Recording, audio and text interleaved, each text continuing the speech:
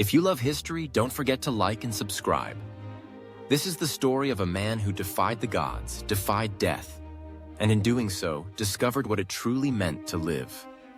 He was born in a time when myths and memory danced as one, when kings spoke with gods, and cities were carved not just from clay, but from ambition and sorrow.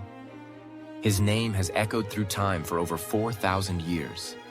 Gilgamesh, King of Uruk, 2/3 divine, 1/3 man, an empire builder, a tyrant, a seeker of immortality. But beneath the crown, beneath the strength, was a soul that yearned, feared, and learned. Not all legacies are written in stone. Some are carved into the heart of humanity itself. Let us begin. The sun burned high above the golden plains of Sumer. Its rays danced on the baked bricks of Uruk, the greatest city in the world. Towering walls rose like cliffs around its temples and markets, casting long shadows over a civilization pulsing with power and pride. And at the heart of it all was a man. Tall, broad-shouldered, with eyes like storm clouds and a voice that rolled like thunder across the ziggurats. Gilgamesh, 2/3 god, 1/3 man, king by birth, ruler by force. But he was no benevolent shepherd of his people. He took what he pleased. He pressed men into labor for his walls, his palaces, his monuments to himself. He claimed the young brides of Uruk before their husbands could touch them. His word was law, his desire, divine command. And yet, the city flourished. Under his iron hand, Uruk grew vast and gleaming. Canals flowed like veins. Markets roared with trade. Stone met sky. But in the alleys, in the homes, there were whispers. Whispers of fear. Whispers of injustice. Whispers that climbed the ziggurats and reached the ears of the gods. In the heavens, the goddess Aruru, maker of life, grew restless. Gilgamesh is too strong, the people cried. He is unmatched, untamed. The gods gathered in concern. Was this their doing? Had they made a man too mighty for mortals? Something had to be done, not to destroy him, but to humble him, to teach him balance, to teach him pain. So Aruru reached into the earth. She scooped up clay, still wet with the dew of life. With her divine hands, she shaped a figure, a wild man, raw and unruled, a mirror of Gilgamesh, equal in power but untouched by civilization. His name would be Enkidu, and he would be the counterweight to a king. But Gilgamesh knew nothing of this. He stood atop his walls, surveying his kingdom with pride. He walked among the temples, unchallenged. He saw himself not just as ruler, but as God incarnate. He commissioned new towers. He decreed longer labor hours. He demanded songs praising his beauty and strength be sung in every tavern. Still, the dreams came. Dark, trembling visions in the night. Beasts made of stone, axes falling from the heavens. He awoke drenched in sweat, the starlight cold on his skin. He told the dreams to his mother, Ninsun, goddess of wisdom and cattle. She listened carefully, her fingers resting on his brow like a priestess at prayer. "My son," she whispered, "these dreams do not speak of conquest. They speak of a companion, an equal, a second heart beside your own." But Gilgamesh scoffed. "Who could stand beside me?" He muttered. "There is none." Yet far away, across the grassy wilderness beyond the city walls, something stirred. A shape moving like wind through the reeds. Naked, wild, covered in hair. Enkidu, born of earth, and destined to change everything. Back in Uruk, the people continued to suffer. The temples wept incense, but none for mercy. And Gilgamesh's fist grew tighter. Until one day, news came from the outskirts. A trapper returned, pale and shaking. "There is a beast," he said, "who drinks from my watering holes, who frees the animals from my snares, who runs with gazelles and fights with lions." The elders listened, and one whispered, "This is the hand of the gods. Send for Shamhat, the temple priestess. Let her civilize this creature. Let her bring him into the world of men." And so the stage was set. One king, raging, dreaming, waiting. One wild man roaming, innocent, unaware. Their collision would shake the heavens. The wind rolled across the plains like a whispered hymn. It tousled the grasses, caressed the trees, and swept through the glades where wild creatures danced. Among them ran a figure both man and beast, naked, powerful, covered in hair from head to heel. Enkidu, born not of woman but of clay and divine breath. He drank from rivers. He fed with the herds. The gazelles were his sisters, the lions his brothers. He belonged to the earth, not to cities nor to gods, but the gods had crafted him with purpose, not to live wild, but to challenge the tyrant of Uruk. And so Enkidu's freedom would not last.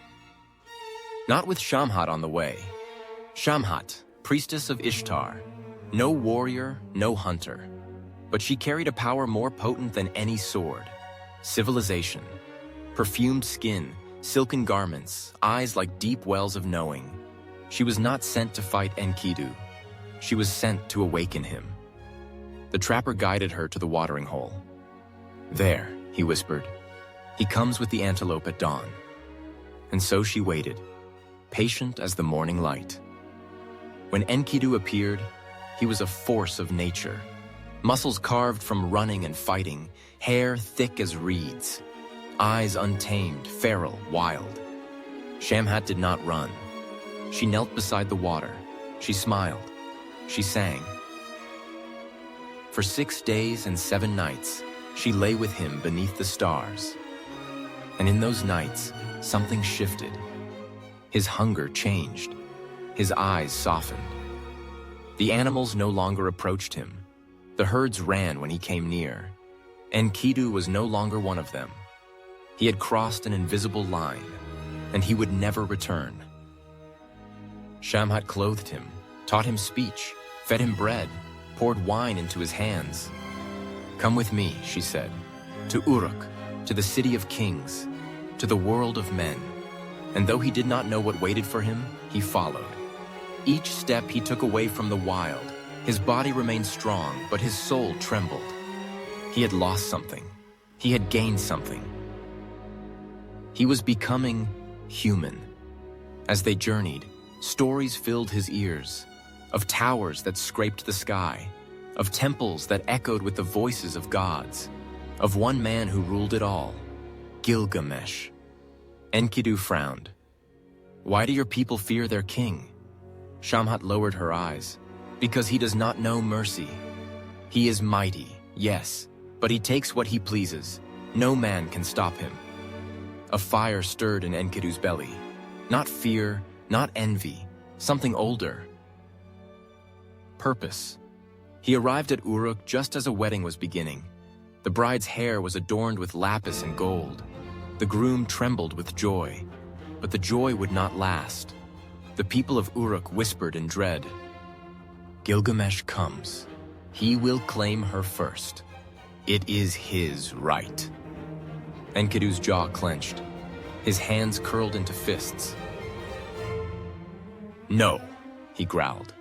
And when the great king appeared, robed in crimson, crowned with gold, eyes alight with hunger, Enkidu stepped into his path. The crowd gasped. 2 titans stood face to face, one forged in the wilderness, one born to rule. Gilgamesh's brow furrowed. "Who dares block my way?" "I do," Enkidu said, his voice rough as stone. "This bride is not yours." Then came the storm. They fought as lions do, not with words, but with the thunder of limbs, the roar of rage. Streets cracked beneath their feet, columns splintered, dust flew like ash in a desert wind. Neither yielded, neither fell. And as the sun crossed the sky, something strange bloomed in the heat of their struggle. Respect. At last, Gilgamesh staggered back, panting, his hands bleeding, but he laughed, a deep, triumphant sound. "You are the first," he said, grinning through bruises. "The first to match me." Enkidu lowered his fists. "There is more to kingship than strength." Gilgamesh nodded, and with that, something ancient and beautiful sparked between them. Not rivalry, but brotherhood. The people of Uruk watched in awe as the two warriors clasped arms, and for the first time in memory, the city was silent. No decree was given, no victory declared, but the king had changed, and Enkidu, once wild and alone, had found his place. The walls of Uruk no longer echoed with cries of despair. For the first time in many moons, the air felt lighter. Gilgamesh walked among his people not as a tyrant, but as a man tempered by another, by Enkidu, the wild one, the brother born not of womb, but of destiny. Together, they were an awe-striking sight. Gilgamesh, draped in royal crimson, eyes sharp with wisdom newly learned. Enkidu, his hair now bound, though the wilderness still clung to his muscles like armor. They walked the streets shoulder to shoulder, a pair unlike any before them. The people watched with cautious hope. Children played again in the open. Merchants dared to sing, for the king no longer seized wives nor punished men for sport. Something had shifted, but peace was never the final word in the tale of Gilgamesh. No, not yet. In the quiet that followed the storm, Gilgamesh found restlessness blooming in his heart. A hunger not for violence, but for meaning, for eternity. One evening, as the sun bled gold over Uruk's gates, he turned to Enkidu. "I have ruled, I have built, but still the dust will claim my bones like any other man. What then shall be remembered?" Enkidu looked to the horizon. "You are a king. Build your legacy in your people." But Gilgamesh shook his head. "No, I want more. I want a deed so bold that time itself will kneel before it." His eyes darkened with fire. "There is a forest, far beyond these plains. The cedar forest, home to trees as tall as towers, and it is guarded by Humbaba." Enkidu flinched. He had heard that name long ago in the winds of his wild youth. Humbaba, the guardian appointed by the god Enlil to protect the sacred trees. A monster of fire and fang. "You speak of death," Enkidu whispered. "No mortal man may challenge that place and return." Gilgamesh smiled. "Then let me be the first." So it began. He summoned the elders, declared his intent. "We shall journey to the cedar forest, slay Humbaba, and return with glory in our hands." The council murmured in fear. "You tempt the wrath of the gods. Even mighty kings fall when they reach too far." But Gilgamesh would not yield. And Enkidu, bound by loyalty and something deeper, something unspoken, agreed to walk beside him. Together, they prepared for war. Forgers worked night and day. Axes of lapis and gold were made, swords kissed by flame, bows strung with sinew from lion and ox. And then, they said farewell. Gilgamesh embraced his mother Ninsun. She wept not as a goddess, but as a mother. "You go to face death," she whispered. "May Shamash walk with you in the sun, and may the dreams that come be true ones." She took Enkidu aside and adopted him, calling him her son too, for she knew, if one should fall, the other would never be whole again. They passed the 7 gates, left behind the towering walls, and stepped into the unknown. The journey to the forest was long and strange. They walked through scorpion-filled sands, over rivers that shimmered like molten silver. At night, Gilgamesh dreamed, and each morning he recounted what he saw. "One dream," he said, "showed a mountain falling upon us, but we were lifted by light. Perhaps it is an omen." Enkidu frowned. "Or a warning," but neither turned back. As they neared the forest, the earth changed. The trees grew thicker, taller. The air hung heavy with silence. Even the birds dared not sing. And there, just beyond a ridge, it stood. The cedar forest, a cathedral of green, roots like serpents, trunks wide as homes. And somewhere within, Humbaba waited. Gilgamesh paused, not from fear, but reverence. "This is what the gods keep for themselves," he whispered. Enkidu's voice was low. "Then we tread on sacred ground. And sacred ground bleeds when pierced." Yet they went on, blades drawn, hearts braced. At the edge of the trees, the sky grew dark, though it was midday. A wind began to rise. The scent of resin and ash clung to their nostrils. And in the shadow of the first tree, a growl came, not of beast nor man, a sound like stone cracking under pressure. The guardian was near, and their legend was about to begin. The path through the cedar forest was no path at all. It was a labyrinth of shadows and scent, where sunlight barely kissed the moss-covered ground. Each step sank slightly, as though the trees themselves whispered resistance, warning them to turn back. But Gilgamesh pressed forward, his hand on the hilt of his axe. His breath came heavy with anticipation, not fear. Beside him, Enkidu moved quieter than the breeze, his eyes scanning the canopy with primal instinct. They were no longer two men in a city. Here, they were intruders. And the forest knew it. Above them, the branches interwove into a living roof. Below them, roots curled like the fingers of sleeping giants. Every bird was silent. Every animal fled at their scent. There was no welcome here. But still, they journeyed deeper. For Gilgamesh, the call of eternal glory rang louder than the silence of the trees. He remembered what he had told Enkidu on the plains. "If I fall, my name will still live. And if I prevail, it will never die." But Enkidu, shaped by the earth, felt what Gilgamesh could not. This forest breathed. It had memory. It had guardians. And one of them was near. It was not long before they came to a clearing. There at the center stood an altar of stone, ancient, broken, overgrown with vines. Symbols were carved into its face, long since worn by time. And above it, between the boughs, something stirred. The air thickened, the light dimmed. The forest held its breath.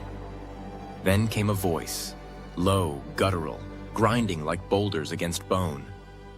"You trespass where mortals are not welcome." From the darkness stepped Humbaba. He was no mere beast. He was the forest given form. His face shifted like bark in firelight, sometimes man, sometimes monster. Smoke rose from his nostrils. His breath smelled of ash and thunder. "Who comes to steal from the gods?" he snarled. Gilgamesh stepped forward, unwavering. "I am the King of Uruk. I have come to carve my name into eternity." Enkidu's hand went to his blade, but his voice shook. "This is no mortal foe, Gilgamesh. This is the fury of the old world."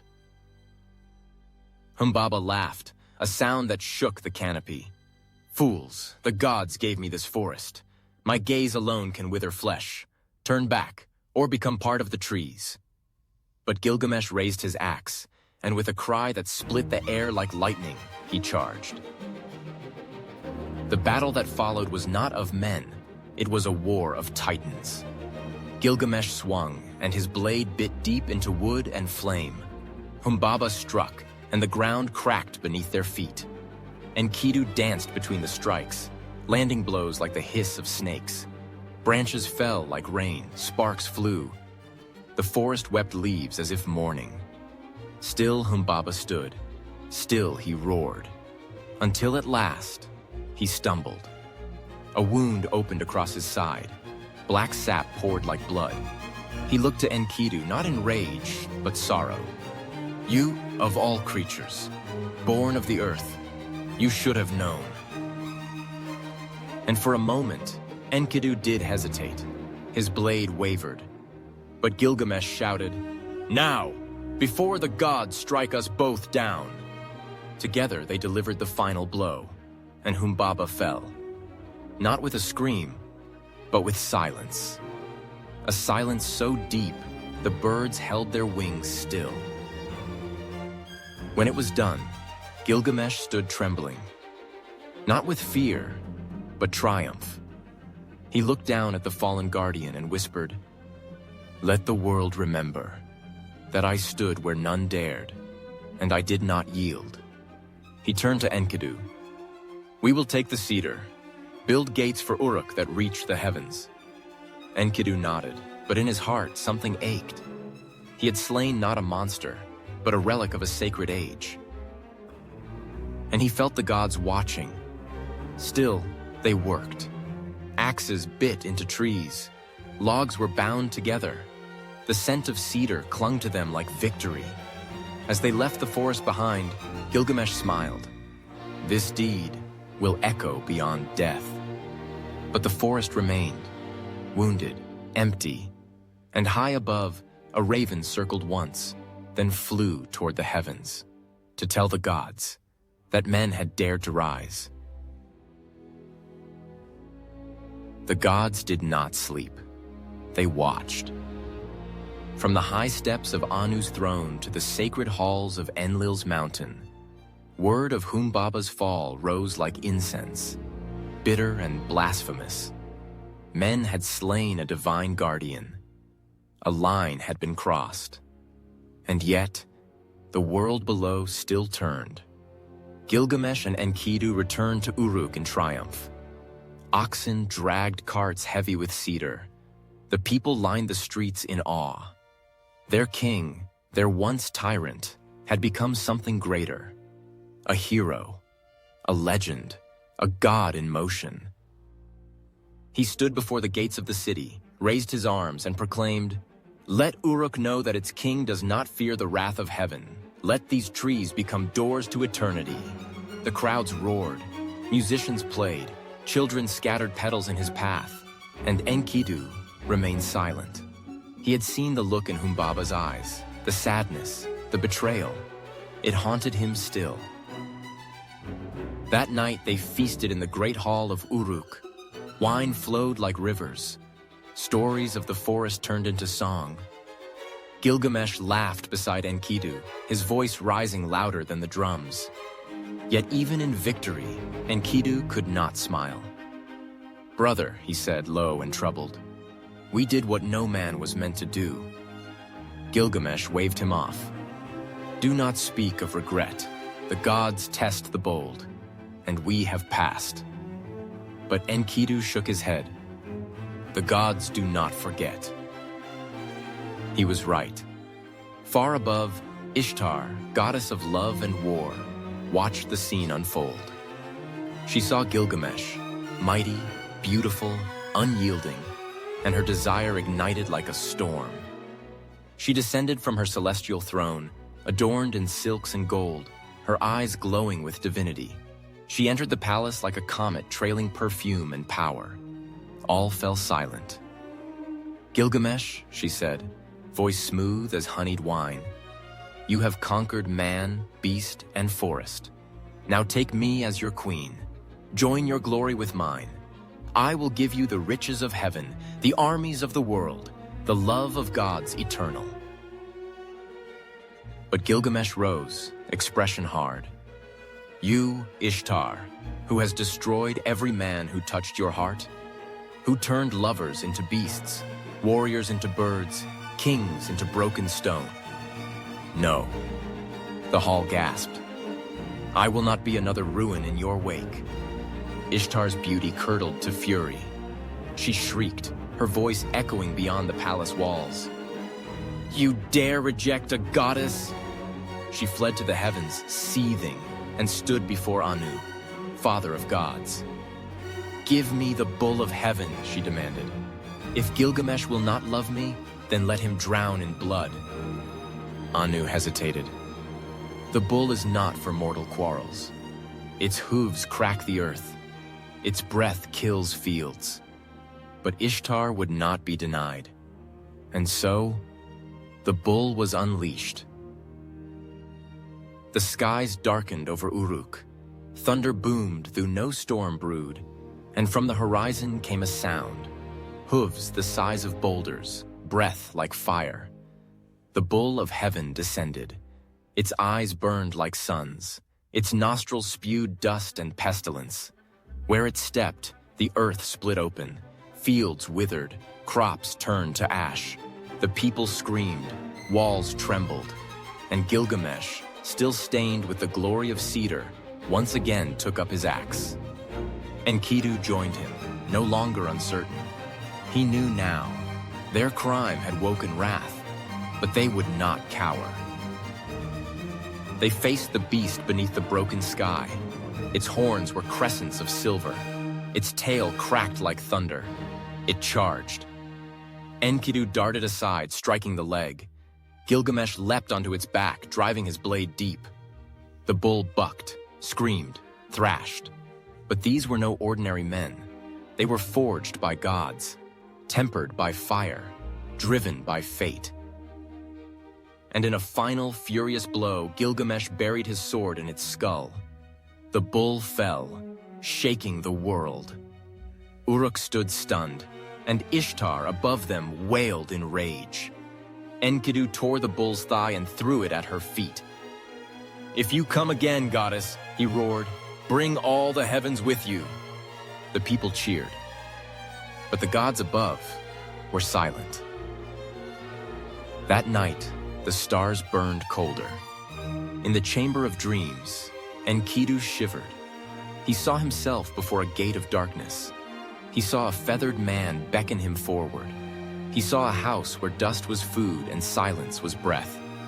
He awoke, trembling. "Brother," he said, voice raw, "I dreamed of death." Gilgamesh frowned. "Dreams are wind. They pass." But Enkidu stared at the floor. "No, this one lingers." And far above the gods gathered, Anu, Enlil, Ishtar, Shamash. "They have gone too far," said Enlil. "They have killed the bull. They have slain the guardian. They mock heaven." And so, a judgment was cast. One must pay. And they chose Enkidu. The sun rose slowly over Uruk, but the warmth it offered was hollow. Gilgamesh sat in the temple courtyard, sharpening his blade not for war, but out of habit. He felt the restlessness in the wind, the silence in the birds. Something unseen pressed against the edges of his senses, like a shadow refusing to take form. And Enkidu was not the same. He walked slower. He coughed in the mornings. His hands trembled when no one watched, but Gilgamesh did watch. And his heart, once so sure, now carried a weight it could not name. The dreams continued, visions of a vast black door swinging open, of scorpion men standing guard with weapons made of starlight, of a cavernous house where kings sat in silence, covered in dust. Enkidu awoke each time gasping, the taste of ash on his tongue. One morning, he did not rise. Gilgamesh knelt beside him, shaking him gently. "Come, brother, the city wakes, the people sing our names." But Enkidu's eyes stared past the ceiling. His breath was shallow, and his voice, when it came, was softer than wind through reeds. "Gilgamesh, I am dying." The king froze. No, you're not. You're strong. You are..." "I am chosen," Enkidu whispered, "by the gods. They have judged us." Gilgamesh rose in fury. "This is the hand of Ishtar. This is her poison." He stormed into the temple, fell to his knees before the altar and cried out, "You gave us strength. You gave us fire. And now you take him? Why not me? Why not the one who led?" But the gods gave no answer. Only the wind replied, dry and indifferent. Days passed. Enkidu withered like a leaf in drought. His mighty arms grew thin. His voice, once fierce, faded into murmurs. He lay on a reed mat, sweat on his brow, lips cracked. "I curse her," he whispered. "That woman, Shamhat, she led me from the wild. She brought me to this death." But even then, a shadow of wisdom flickered in his gaze. "No, I take it back. She gave me joy. She gave me you." Gilgamesh sat beside him, hands trembling. "I will find a way," he said. "There must be a cure. There must be a god who listens." But Enkidu smiled. "No man outruns death, brother." And then he was gone. The hand that once struck lions lay still. The eyes that had faced monsters were closed. Enkidu, born of clay, returned to dust. Gilgamesh did not weep. Not at first. He sat beside the body for hours, then days. The sun rose. The moon returned. Still he stayed. When at last he stood, his face was not that of a king. It was the face of a man undone. He walked through the city barefoot. He tore his royal robes. He covered his head in ash. The people bowed, but he did not see them. He wandered the streets, crying out to the heavens. "Is this the fate of all men? To love and lose, to live, and then vanish like mist?" He knelt before the god's temple, arms outstretched. "If this is what awaits even the mighty, then I will not rest. I will find the secret. I will find the one who conquered death."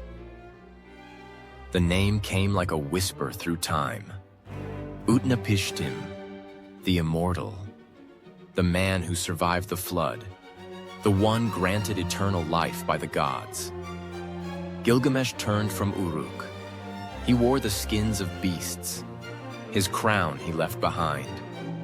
He walked out into the wild, not as a king, but as a mourner chasing shadows. He crossed burning plains and freezing peaks. He fought off madness, hunger, time, and still, Enkidu's voice echoed in his dreams. "You will not find what you seek." But Gilgamesh would not stop. Not until he looked death in the eye. Not until he understood. Behind him, Uruk faded. Ahead, desert storm, silence. And at the edge of the world, an old man waited. A man who remembered when the gods drowned the earth. He was gone, and yet he was everywhere. Gilgamesh wandered through the wilderness, but every gust of wind sounded like Enkidu's voice. Every crooked tree resembled his posture. Every silence screamed with the ache of his absence. Enkidu was not just a friend. He was a mirror, a brother, a soul that had met his own and made it whole. And now, that soul was lost to the underworld. Gilgamesh did not walk. He staggered. His feet bled on sharp stones. His hair grew wild, his eyes sunken. He had traded gold and praise for dust and despair. And still, he walked. For beyond all agony, he carried one desperate hope: to escape death, to tear its secret from the mouth of eternity. He sought Utnapishtim, the one man who had lived through the wrath of the gods, the man who had survived the great flood, who, by grace or cunning, had been granted life unending. But the way to him was hidden. Guarded by trials no mortal had endured, Gilgamesh came at last to a mountain range that scraped the stars. Twin peaks formed the gate to a world beyond life. Mashu, the mountains of sunset. At their base stood beings not born of man. Scorpion men, with torsos of warriors and tails of poison. Their eyes burned with celestial fire. They had guarded the passage since the dawn of time. As Gilgamesh approached, one raised his spear. "No mortal passes through Mashu," he growled. "The tunnel beyond is for the sun god alone. 12 leagues of darkness, no light, no time, no return." Gilgamesh fell to his knees. "I have lost my brother. I have faced gods and beasts. I seek only knowledge. Tell me how to live forever." or how to die with meaning. The Scorpion Man studied him. You bear no crown now, only sorrow. Go then, but the path ahead will strip you bare. Gilgamesh entered the tunnel. 12 leagues of pitch black. No sun, no moon, no stars. His breath echoed like drums in a tomb. He touched walls slick with dew, smelled the wet rot of time itself. There was no up, no down, only forward.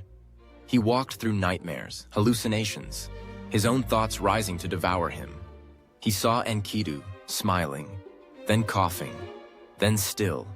He saw himself as a boy, wide-eyed, unaware of what kingship would cost. At last, a light, thin, golden, pure. He stumbled into a garden of gods. Trees hung with jewels instead of fruit. Branches glittered with lapis and emeralds. And in the center sat a woman of strange beauty, Siduri, the tavern keeper of the edge of the world. She looked at him with pity. You are far from your throne, King of Uruk. I seek Utnapishtim. She poured wine, set it before him. And if you find him, will you ask to live forever? I will, he said. I must. She shook her head. No man lives forever, not even the stars. Better to drink, love, eat, and build, for that is all the gods have left us. But Gilgamesh would not yield. He begged her. And at last, she pointed to the sea. You must cross the waters of death. There dwells Utnapishtim, but no boat survives those tides. Gilgamesh turned his face to the salt winds. I will find a way. With the help of a boatman, Urshanabi, keeper of sacred ferries, Gilgamesh broke the sacred stones meant to guide the boat. And so, he was forced to cut long poles from the forest, each to push him forward without touching the cursed waters. One by one, he used them, until none were left. He stood at the prow, naked to the sea, holding his cloak as a sail. And at last, the island appeared. Utnapishtim awaited him. Not a god, not a monster, just an old man with eyes like calm storms. You, said Gilgamesh, who survived the flood, tell me how I might live forever. Utnapishtim studied him in silence. You have traveled far, but are you wiser? I have lost my brother, said Gilgamesh, voice cracking. I would do anything to stop that pain, to prevent it from coming again. Utnapishtim stood. His story began. A time ago, the gods flooded the earth. All but me and my wife were drowned. The god Ea warned me in a dream, and I built a boat. I saved life, and for that, we were granted eternal rest. Gilgamesh's eyes widened. Then it is possible. No, said Utnapishtim gently. It was a gift, not a right. The gods do not repeat their miracles. Gilgamesh collapsed to his knees. Then all is lost. But Utnapishtim was not cruel. He offered a final test. Stay awake for 7 days. Show me you can master time. Gilgamesh nodded, determined. And within moments, he slept. Sleep claimed him like a tide. Gilgamesh had fought monsters, crossed deserts, defied gods. But now, wrapped in silence, he could not resist the simplest enemy, exhaustion. He slept. 1 day, then 2, then 7. Beside him, Utnapishtim placed a loaf of bread each day to mark the time. By the end, the first was hard as stone. The last was still warm. When Gilgamesh awoke, blinking against the morning light, he smiled faintly. I did it. Utnapishtim shook his head. No, you slept the whole week. Even the greatest cannot master what cannot be conquered. Gilgamesh's shoulders sagged. The weight of his journey, his loss, his hope, his denial, came crashing down like a flood. He sat in the sand, covered in salt and dust, and wept. I have nothing, he whispered. I lost my brother. I lost my kingdom. I have failed. But Utnapishtim was not without mercy. He nodded toward the sea. There is one thing I will offer you, not immortality, but a glimpse of renewal. He spoke of a plant, a thorny herb found at the bottom of the sea. It had no name, but legends called it Old Man Becomes Young Again, a plant that could restore youth, if not grant eternal life. Gilgamesh's eyes ignited once more. He bound stones to his ankles, dove deep into the black waters, lungs straining. Down, past drowning silence, he found it. A flower, coiled and luminous, swaying in the current like a dream. He seized it, ripped it from the seabed, and rose, gasping, victorious. Hope returned to his heart like the rising tide. He would take the plant home, test it, perhaps restore the old, and maybe he could share it. He smiled for the first time in many days. The journey back was gentler. The seas calmed. The winds carried him. He sat on the shore one night, tired from travel, and bathed in a pool beside a grove. He placed the plant on a rock nearby, wrapped in his cloak. Then came the serpent, silent, ancient.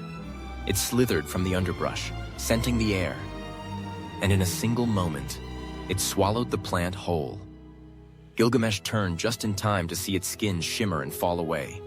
The serpent shed its skin, renewed, youthful, then vanished into the reeds. The king stood still, then fell to his knees. A soundless cry caught in his throat. It was gone, the last hope, the final gift, vanished in the jaws of nature itself. He laughed bitterly. Of course it would end this way. He returned to Uruk, not with treasure, not with answers, but with something deeper. Understanding. The city gates welcomed him. The walls still stood, tall, shining, unyielding. Children laughed in the courtyards. Old men poured wine and told tales. And the people, they bowed to him not out of fear, but respect. He walked the streets quietly. No robe, no crown, just a man. He entered the temple of his mother, Ninsun. Kneeling at her altar, he whispered, I have been to the edge of the world. I have seen the roots of life, and I have returned empty, but full. That night, he climbed to the highest point of the city wall. He looked out over Uruk, its towers bathed in moonlight, its rivers coiling like silver serpents through the fields, its people alive, its memory enduring. He whispered to the stars, Enkidu, I could not defeat death, but I will not let you be forgotten. And in that moment, something in him shifted. Not peace, but clarity. He would not live forever, but Uruk would. The walls would. The story would. He began to write. On stone tablets, he carved the tale of two men who met in violence and parted in love, of gods and monsters, of hope and grief. He etched it all, the dreams, the deeds, the failures, the wisdom. Not for himself, but for those yet to come. And as the chisel struck the stone, the name Gilgamesh was sealed into time. Not by conquest, but by memory. The waves lapped against the edge of time. Beyond the shores of men, where myths turned back into whispers, one truth remained. There is no life without death, no glory without loss, and no wisdom without pain. Gilgamesh, king of Uruk, had returned to his city, emptied of immortality, yet filled with something far more enduring, understanding. But what he had heard from Utnapishtim echoed still in his thoughts. The truth of the flood. The secret history the gods had once tried to erase. It was not only Enkidu's death that haunted him. It was the death of all things. How fragile the world was. How quickly a divine decision could wipe clean the slate of man. And so now, as the firelight flickered across his chamber walls, He remembered again the old man's tale, and he spoke it aloud, not just for himself, but for all who would come after. It was long ago, Utnapishtim had said, seated on the edge of the world, when the gods grew tired of humankind. They were loud, reckless, multiplying like flies. And Enlil, lord of wind and storm, said, "Let them drown. Let the waters wash them away." Gilgamesh had leaned forward, unable to breathe. And they did? Just like that? Utnapishtim had nodded slowly. But Ea, god of wisdom, whispered to me in a dream. "Build a boat," he said. "Make it strong. Bring your family. Bring the seed of every living thing. Tell the people only that you are leaving." And so he had built it, with pitch and timber, with sweat and tears. A boat large enough to cradle the hope of the world. And when the rains came, they did not stop. For 6 days and nights, the skies howled like beasts. The mountains vanished beneath the water, the cities drowned without a word. Only Utnapishtim's boat remained, tossed on the Black Sea, bearing life, memory, breath. On the 7th day, silence. The sea calmed. The sun broke through, and the boat came to rest on the mountain of Nisir. "I wept," Utnapishtim had told him, "for all that was gone." And then the gods came. They were not proud. They were ashamed. They had gone too far. Ishtar herself wept over the ruin of mankind. And so, as a sign of divine regret, they granted Utnapishtim and his wife eternal life. Not as a reward, but as witnesses. "Immortality," Utnapishtim had said, staring at the sea, "is not what you think. It is not freedom. It is not joy. It is watching all things fade while you remain." Gilgamesh had felt the cold in those words, the weight of forever. And suddenly, he no longer craved it. He looked now upon the people of Uruk, their laughter, their tears. He saw children playing in the streets, where he once ruled by fear. He saw old men telling tales, workers laying bricks, women baking in the dawn light. And he realized this was immortality, to build, to protect, to remember, to be remembered. He could still feel Enkidu, in the way a friend clapped another on the shoulder, in the courage of a boy chasing his dreams, in the quiet strength of those who chose love over power. And so, Gilgamesh wrote, he wrote of Humbaba, of the bull of heaven, of the gates of Mashu and the bitter flower of renewal. He wrote of dreams, of grief, of love that defied the grave, and he wrote most of all of Enkidu. In the stillness of his study, he whispered, "Let the world know that once there were two men who found each other in a storm and walked into legend." He laid down his stylus, looked to the heavens, and smiled, tired but whole. There would be no need to chase eternity, for it had already found him, carved in stone, etched in hearts, lived in the echoes of every storyteller who dared speak his name. Gilgamesh, once a tyrant, now a teacher of what it means to be mortal. The stones had always spoken. They bore the heat of the desert sun, the weight of war, and the whispers of worshippers passing beneath their gaze. The walls of Uruk stood tall, rising from the earth like a memory carved in clay, a testament to human hands that dared to build beyond their time. And now, Gilgamesh stood before them, not as a conqueror, not as a seeker, but as a man who had returned from the ends of the world with something heavier than gold: truth. He placed his palm against the smooth, sun-warmed stone. It had not changed, but he had. He turned to the scribes, the masons, the builders, and he told them, "Write it, all of it, the victories, the failures, the grief, the joy. Let no part be lost." They looked to one another in surprise. "For whom, my king?" they asked. "For everyone," Gilgamesh said, "for those who come after. So they will know not how to defeat death, but how to live." And so the epic was born, in marks upon clay, in the rhythm of reed and stylus, in words that echoed from generation to generation. The people came to him now not with fear, but reverence. They asked not for decrees, but for stories. They no longer called him king alone. They called him the wise. They called him the one who saw the deep.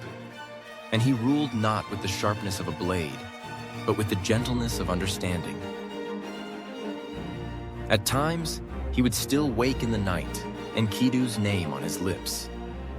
But there was no bitterness in it, only memory, a warmth that returned with the dawn, a whisper that reminded him, nothing loved is ever truly lost.